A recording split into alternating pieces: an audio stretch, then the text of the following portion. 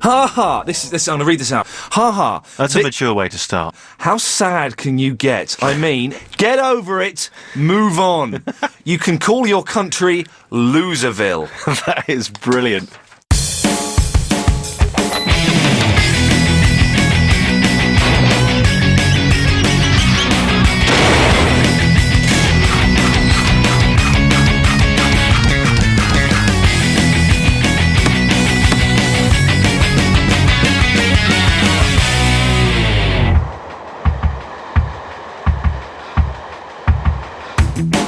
Hello, my name's Danny Wallace. I'm 28 years old and I live in Bow, East London. Well, kind of. You see, a little over 6 months ago, I decided to start my very own country. Scouring the globe for the best place to set things up, I tried to buy a deserted island. I assume you have excess $500,000, obviously. Well, you know. But that didn't work. Invasion. So I tried to invade somewhere. Oh, hello. Someone's blatantly called the police. But that didn't work either. But I did manage to secure an ally in the British Army. I hope this means we're allies now. Someone take a picture, quick. Set up a cyber nation and claim my one-bedroom flat in East London as an independent state. I'm just leaving that for Tony. I hadn't heard back from Tony Blair about my Declaration of Independence, so I could only assume that Britain had no problem with me starting my own country. But to be taken seriously, I needed more than just a flat in the East End. I needed citizens. But how many would it take to be considered a real country? The smallest country in the world is the Vatican. The Vatican? That can't be true. Slap bang in the middle of Rome, the Vatican City is an independent state with just 921 citizens. All I had to do was equal this, and I was sure I could be considered a proper country. So I headed for the motorway services. I'd always marvelled at how successful the AA and the RAC had been at getting new members. So I took their lead and tried to convince people to sign up. Sorry? I'm starting my own country, and I'm just looking for some citizens. Oh, yeah? Just need some citizens. You don't want to join my country, do you? You don't want to join my country? Okay. Just looking for citizens. This really isn't going very well at all. I went home to think it over. You'd think I'd have got more people. I got none. It was like... But then I didn't really have anything to give them either. I realise now that maybe... like I should have a flyer or a leaflet. My country needs you. If I was going to catch up with the Pope, I knew I had to step my campaign up a notch. So I took to the streets of London, where I was confident I'd find lots of people keen on a fresh start. I'm just starting my own country. Spread the word. Just let you know I'm starting my own country. Are you happy with Britain? Is it going well? No. No? No. So are you looking to relocate? Yes, absolutely. Really? Yeah. Well, you could help me shape a nation. Interested. He is definitely interested. I don't know if you know Bow. It's not far away, but my country's actually in... Now that I had my flyers, people were more willing to talk to me. There you are. Even girls. Yeah, I'm going to be a king. Where's it going to be? In my flat. In your flat? Yeah, so I mean, pop round. I'm starting my own country, and I'm just looking for a few citizens. I'm starting my own country. I'm going to be a king. I'm starting my own country, and I'm looking for a policeman. I got your handshake on that? You have indeed. What's your name? My name's Bill. By the end of the day, I'd managed to shift 250 flyers, and dozens of people promised to check out my cybernation. Thanks, Sue.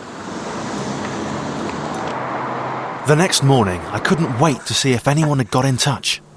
Wicked. I've got 17 emails. Unfortunately, they weren't quite what I had in mind. Are you some kind of joker or worse, some kind of idiot? No one can just start a country. What is the country called? Is this real? That's all I've written. Is this real? You know, I haven't got a name.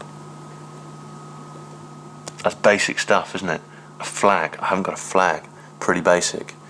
I need something that defines my country, even if it's just a cliche. You know, like like the Americans are fat, or the Japanese take pictures a lot, or the English are oppressed, or the Scottish are a bit tight, the Germans, the beach towel nonsense, French, slightly arrogant. What have I got? What defines my country? You know, at the moment, you know, the people of my country are just a bit specky. And I'm not sure if that's enough to build a nation on. One email had even suggested I seek professional help. So I did. Hello. Hi. Pentagram are a posh design company who specialise in making stuff look better than it actually is. Hello, I'm Danny. Hi. Nice to meet you. How's it going? Fine. David Hillman and David Gibbs agreed to give my country a much-needed identity. To get into your head about what your intentions are and whether they're honourable or not, why a country? Is it in reaction to other countries that you see around you? Have you got an idea about society which you want to promote? Relationships between people? How you handle foreign affairs, domestic... I mean, are these things all issues to you? All of that and a lot more. I've got some other buzzwords. Trusty, good, proud, lovely, polite, British-ish, big, although my country will be quite small, I want it to feel grand, you know, part of it, I think. I think you'll probably agree, is kind of convincing people that it's more than it is at the moment, you know, so that we get a real sort of structure around it. Friendly, not wary, but can be quite strict when it comes down to it. I couldn't come up with a word for that, so I had to. Oh, that's right. Open. Anyone can come along, right? It's quite open.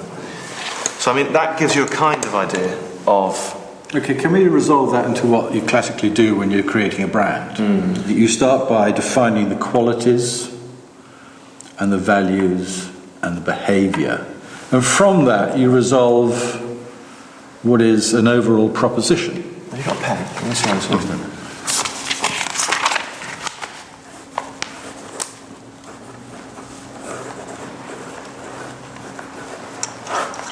How about this?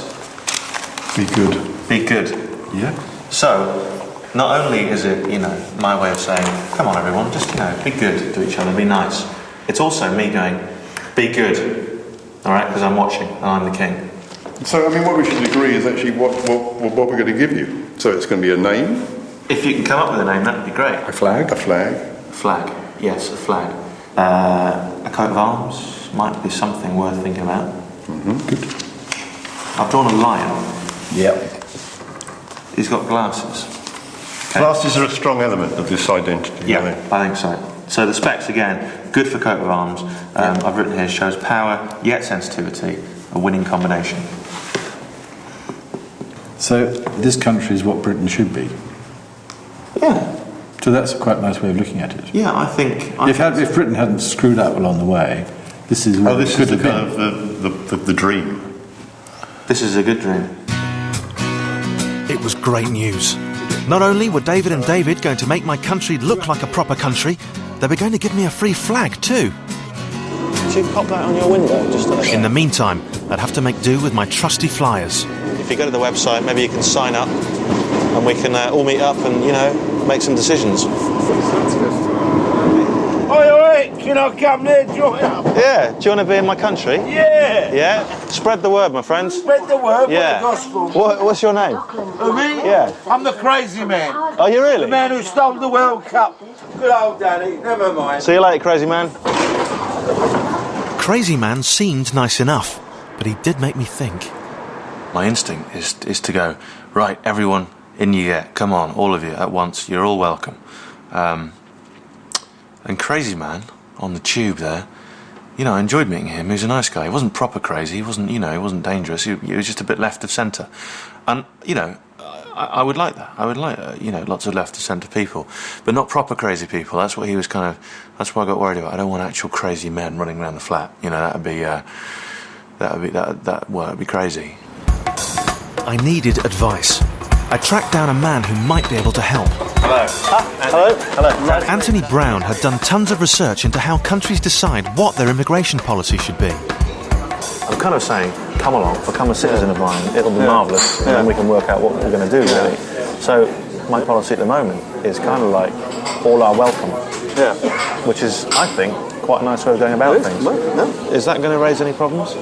Not necessarily. I mean, a lot of countries do have an awful lot of immigrants. I mean, some in Kuwait, for example, about 75% of the population are immigrants. In Australia, it's about 24% of the population. In Britain, it's about 10% of the population. And certainly in early days, when you have new countries, people tend to want immigration to build up the population. They want people to build hospitals and build schools and build roads, and you're just doing the same thing. But the thing is, I don't know much about these people. When you're setting up an immigration policy, there's basically two basic things you need to consider. One is how many and who. And that is the basis of all immigration policies, actually filtering out the people you do want from the people you don't want. I mean, most of the immigration policies like Australia and Canada and what we have in Britain now, they have a sort of point system whereby if you have a certain level of education, for example, you get more points, or if you have certain skills that are in short supply, you get more points. And so it's to fill the sort of skills gaps. So they could fit in with my plans. Let's say I did want to, extend my flat slightly. I'd give extra points to someone who had a sledgehammer. Yeah, exactly. Always good at, I mean, in America, for example, in the 19th century, which was a golden age of immigration in America, they were largely unskilled Europeans and all with practical skills. But actually, that's what they wanted. They wanted people who could use their hands and build houses and all this. And it was actually perfect for America. From what Anthony was saying, it sounded like my country should have some sort of immigration policy. King Danny. When the first Americans needed new citizens to help build their country, they sent out the promise of a nice life full of opportunity. People flocked from all over the world, but the government, like me, wanted to make sure only the right people got in.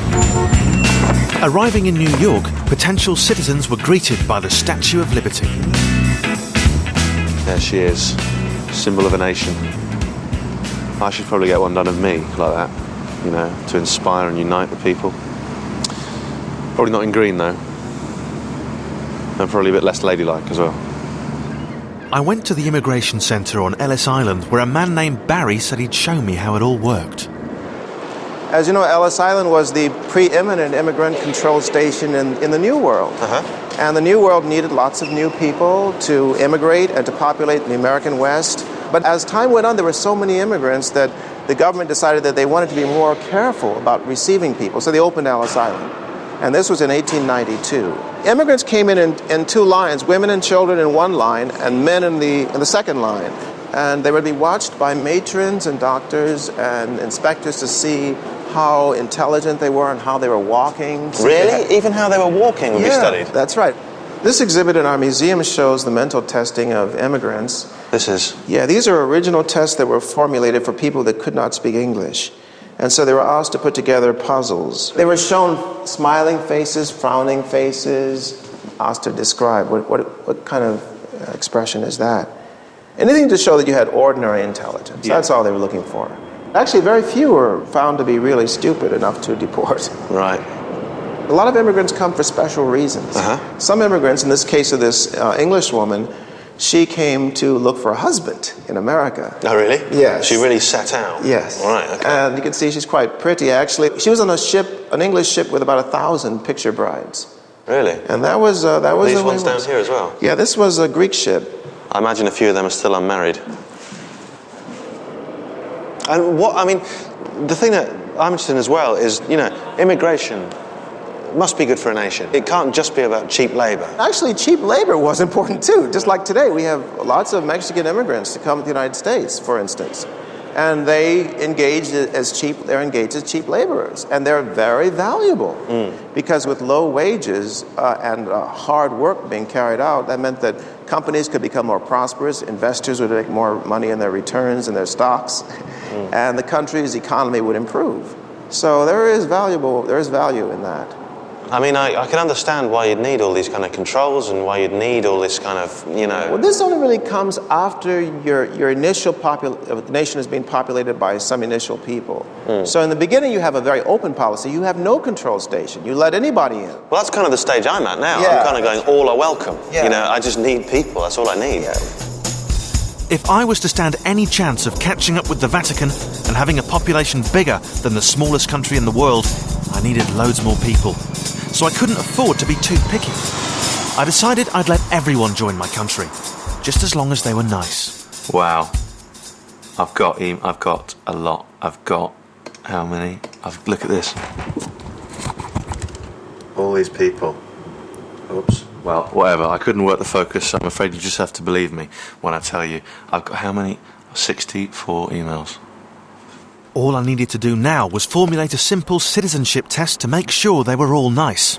Good morning. How's it going? Nice to see you again. In the meantime, I went back to Pentagram to see how the designers were getting on with my country's identity. Our proposition, a lovely place without anything to squabble about. That's nice, isn't it? That's nice. That's really what your country is all about.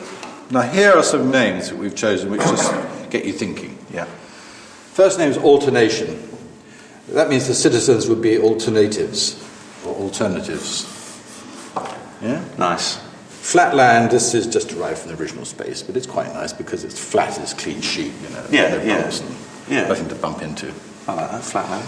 Now, your national symbol, which are the spectacles. That's the national... You decided that's great. Yes. That gives us Spexico. Spexico. That is Spexcellent. This one you might feel is a Could be bit my janky name. for your country, but you could keep that for your Christmas cards. Keep that in the pocket, exactly, Spexico. This was great, but naming your country is a big decision. I couldn't help but wonder whether my citizens might have any better ideas. This is your motto. Die Dulci Ferrara. Have a nice day. What else do you want to say? That's nice. They'd done loads of stuff. They'd designed a coat of arms, stamps, even my own passport. I'm very chuffed. Good. But what I was most looking forward to was their ideas for my new flag. So the first idea was, as the country seemed to be a bit of an illusion, we thought we'd do an optical illusion. Wow. Your thing about Britishness, and I was going to take in an element from the flag, and I kind of like the idea of the cross, but it could be kind of off-centre. It didn't have to be a kind of straight down the middle. And on that we thought, okay, well, maybe we would actually do one which is even more kind of off-kilter, just using the two colours. Wow. And then we had this idea, and it was partly to do with this flag, of actually the square, and I thought, actually, why don't we take the flag, the Union Jack, and digitise it? You put it on a computer, and you pixelate it, and you blow it up until it actually just becomes a mass of coloured squares. Right. Right. So which is what we've done, and this is our proposal. This is our solution. So this is a pixelated Union Jack, and then we've taken a section from it. So you actually have this kind of off-centre flag. I was overwhelmed. It was all coming together. I was starting to feel like a proper country. Pentagram suggested I go home and take it all in.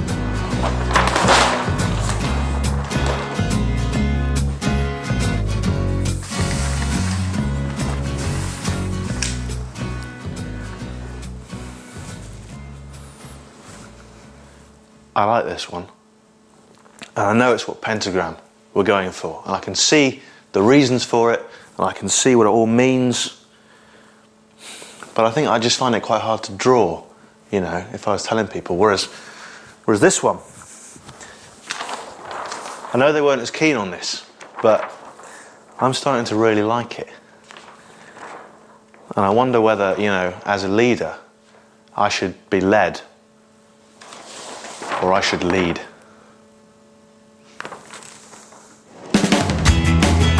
With my mind made up, it was time to get back to building my population. And start the country. I devised a thorough citizenship test. Excuse me, are you quite nice? Which I was confident would help me weed out any undesirables. Are you quite nice? No. Okay. On you go then. Sorry, are you quite nice? I'm sorry. You're not nice. Do you want to be a citizen? Can I ask you to take the citizenship test? Have either of you ever tried to overthrow a king or monarch of any kind? Not as far as I can remember. I've thought of it, but I've never actually done it. You're in? Oh, sorry. Thank you. I'm afraid on this occasion your application has not been successful. By the end of the day, I'd boosted my population to an impressive 109 citizens. You're in the country. Well done, mate. You're in. Brilliant, well done. Excellent work, Pat. At this rate, it wouldn't be long before I'd caught up with the Vatican and have enough people to be considered a real country. Congratulations. Excellent work. Welcome to the country. But I started to wonder whether a simple handshake in a shopping centre was enough of a welcome. I wanted to see how other countries did it. In Britain, over 100,000 people apply for citizenship every year. And if they're accepted, the government invites them to formal citizenship ceremonies held up and down the country. We welcome you all on behalf of the Queen, Government, Parliament and people of the United Kingdom and of course of Brent Borough Council to British citizenship. So first we have Mohammed Shahzad. Subramaniam Suresh Kumar. Ilya Bezani. After the ceremony, I grabbed a quick word with Brent's citizenship registrar, Mark Rimmer. I was expecting something a lot more formal and slightly frightening. Yeah, I think in some areas I think it probably is, but I mean ours is obviously something that's a bit warm and friendly and loving, really. Yeah. Loving, that's nice. Loving's a nice word, isn't it? Well, a nice way to be welcomed into the country as well. Be loved. Exactly. Clearly, in my country, there's going to be benefits aplenty. I'm sure. You can tell, I can tell. Just I can tell it's going to be a fun place to be. It's going to be cracking. Yeah. But what about Britain? I mean, why are people so attracted to Britain? I think generally worldwide it's perceived to be a country that has got an element of freedom. It's people can exercise their rights of free speech, and I think it's generally perceived to be a very fair and just country. And I think once people have got a British passport, it's a lot easier for them to travel. I think those of us who are born and bred here tend to, we don't actually treasure that right and the freedom that we have to travel the world, but we certainly see in our new citizens that they do really value it. It looks like this is a good thing for me to emulate. I think it's a great thing for you to do in your new country. Yeah? Yeah, welcoming your new citizens so they've got full allegiance and pledge allegiance to you, obviously, as it's your country. No, definitely. Pledging allegiance was a good idea. I needed citizens to feel united and proud of our new country. Thank you. And by the end of the ceremony, I knew exactly what I needed. A national anthem. Catchy is what I'm looking for. Melodic, inspiring, uplifting. I contacted a couple of mates who I knew had their own guitars. For 3 beers, some peanuts and a knighthood, Chris and Wag agreed to help me out. A musical vehicle through which I can bestow some of my wisdom and get people excited. That's what I'm looking for. Play a few chords and I'll tell you which chord best sums up my country. What's wrong with that? It's a bit sad. Okay. What about, No. Too quizzical.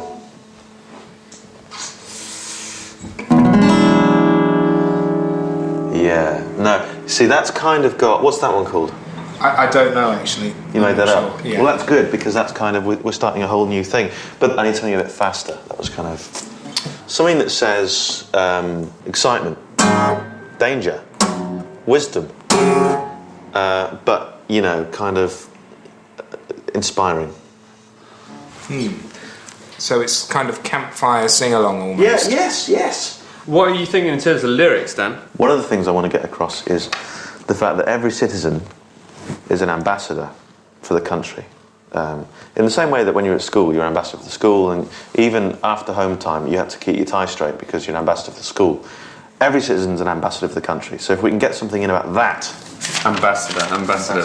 What rhymes with ambassador? Mombassadors? Ramadama. Dambadas. It's not... Dambassadors? Huh? Dambassadors? Dambassadors. Well, no, that's still rubbish. I don't think we're going to find a rhyme for this, I've got to say. We worked through the night, and the next day... People gather round completely. I had my national anthem. You sweetly, all across the nation, join the recitation with me. If I could get it played on the radio, I was sure it would give my citizenship a huge boost. Yeah, really good. You've inspired a nation. Fantastic. Right. Oh, I'm a little bit dizzy. I could spread the word and inspire people through song at the same time. Try and get rid of that sort of nasal... I think that's his voice. My local radio station agreed. LBC 97.3. I was invited to take part in a live phone-in with Ian Lee.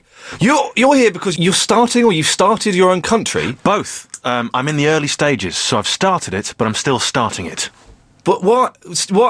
Actually properly starting it? Yes, properly starting my own country. I just thought it'd be nice. Why not? What's your role? Are you the king, or are you the president? Are you the head honcho? I'm all of those and more. I'm commander-in-chief, I'm supreme monarch. I'm going for king. Yeah. Yeah. What's it called? You know, these are details that we can iron out, you know, as the project progresses. The name, I do have to come up with a name. I recognise the importance of a name for any country. Yeah. But if any of your listeners, if they were starting a country or they want to get involved in a country on the ground floor, if they could come up with a name... Danny, do you want to put your headphones on and take a couple of calls? OK. We got Billy in Chiswick. Billy, any suggestions for a name for a country? You could call it Chelsea. That's gone, Billy. Think these things through. Let's go to Rebecca in Feltham. Hello, Rebecca. Hello. Rebecca, you're through to Danny. Hello, I think it's the best idea I've heard in a long time. So you're going to join up? 100%. I'm not going to join, I want to help you. I want to be part of this. Really? Yeah. The phones have gone mental. Let's go to Gareth in Basildon. Hello, Gareth. Hello, mate. How you doing? I'm very well. What do you reckon to Danny's idea? I think it's absolutely wonderful. Let's go to Kenny in Guildford. Kenny. Hello, guys. Hello. Danny, I want to be a part of it. Already? Well, I've had enough of this one. Controversial words indeed. Now we're getting there. What's wrong with this one, Kenny? What's wrong with it? What's right with it? The government's bent everything. Danny, is your government bent? I haven't got one yet, but when I do, it will be straight as a die. We wouldn't have any crime in the country, would we, Danny? Well, at the moment, crime's at 0%. Exactly. Employment's at 100%, and because it's in my flat, my country is the only fully double-glazed country in the world. The show was a success. My citizenship grew to nearly 600, not quite up to Vatican standards, but not far off. There was now just one thing left to do. Well, listen, shall we have a listen to your national anthem? Would you mind? I would. Well, no, I wouldn't. Here's your national anthem, Danny. Yesterday was dark and dingy. My temperament was rather whingy. Things had got me wondering why I lived in London anyway. My days were grey. Now I welcome all and sundry. Everyone can join my country. Listen if you're near them, maybe you can hear them say, you've got to teach the world to sing. Danny Wallace is the king. For justice and politeness are the laws that he will bring. Where the order of the crown is to frown upon the frown. We done a constitution and we even wrote it down. Although the nation may be small, it's the nicest of them all. A land of opportunity where crime's against the law. Every subject do your part with your hand upon your heart. A kingdom come democracy to start.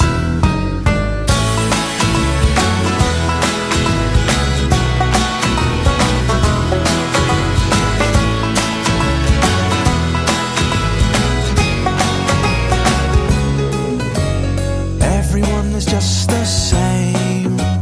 It doesn't matter who you name. Anyone can be a dame or sir or lord, but not king. People gather round completely. Listen as I tell you sweetly. All across our nation, join the recitation with me.